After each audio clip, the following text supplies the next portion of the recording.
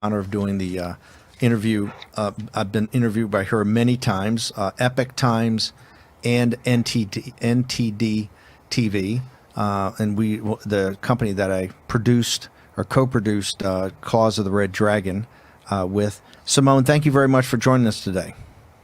Thank you for having me on, Mr. Bannon. Simone, I would talk about what is life in China under the Chinese Communist Party. We're trying to build solidarity between the American people and the Chinese people, so that the American people understand this weekend when they're a house Christian because they can't go to church, it's the Chinese Communist Party that did this to them, not the Chinese people. What is life like in China for the Chinese people under the CCP? I think a good analogy would be like, living in China is like being in an abusive relationship. Imagine you have this family that has a drunk dad and a little kid. When dad gets home drunk, the little kid, the best strategy for the little kid is to hide.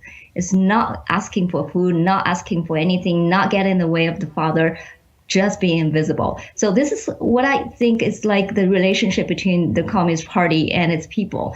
The Communist Party, the party is all powerful, it's abusive. And the people, if you want to lead a decent life, you'd better not get in the way of the party.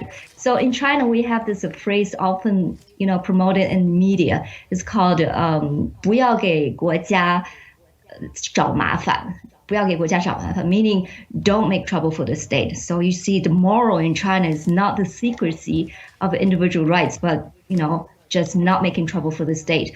The sad thing is, I think a lot of the Chinese people don't realize it. Just like the kid in the family, the drunk father is all you see, all you experience. You don't see a normal life. You don't see the outside world. So you think, if you don't hide from the drunk father, there's something wrong with you. And I think this is the real tragedy of the Chinese people living under the communist rule. How tough is it to live in mainland China today with the firewall up and this total social credit score where you're monitored at every second of the day? What is daily life like? Do people feel that they have access to the world, that they have access to information throughout the world, or is it total repression? Well, I think for a lot of people, they just rather not get into trouble. I just rather live in my little small world. If I don't know the outside information, I would be safe. But for a lot of the younger generation, I think they are eager to know, especially during this pandemic time. You want to know what's really happening in the world. You want to know the true numbers in Wuhan, the death toll in Wuhan. So a lot of brave younger generation are surfacing, and I think that's the hope of China. Why is it surfacing now? I've seen that in these young millennials. You've seen it in Hong Kong, obviously, but you're seeing it in mainland. Is that the beginning of a revolt? Is this the beginning of young people saying, hey, I cannot continue to live like this any longer? I have a sense that that's coming. I have contact with a lot of those young people in China. They are not afraid. They do everything they can to get over the wall, to see the outside world.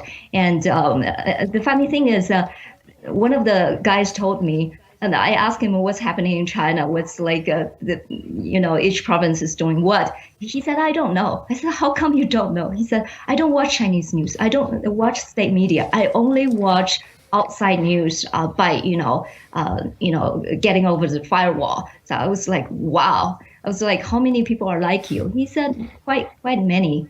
It's not like the whole generation of Chinese younger generation is like that. But I think there are enough of those people they can do something in the future. What about, before we let you go, what about if you have a spiritual practice, whether that's Christianity, Buddhism, being a Muslim, or being a member of Falun Gong? What is it like if you want to actually have your own spiritual practice and kind of your own independent way that you connect with the spiritual world? I would say no matter what you believe, if you have a true faith, if you truly believe in God, if you have a true faith, then you will be in great trouble in China. If you don't, if you believe it half-heartedly, if you just,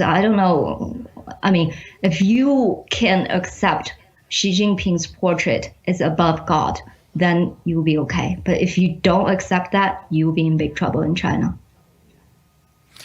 Simone Gao with zooming in. Thank you very much. I appreciate it. Quite powerful. Thank you very much. Thank you for the great work you do and the people at the Epoch Times. You guys are superstars. Wouldn't it be a wonderful thing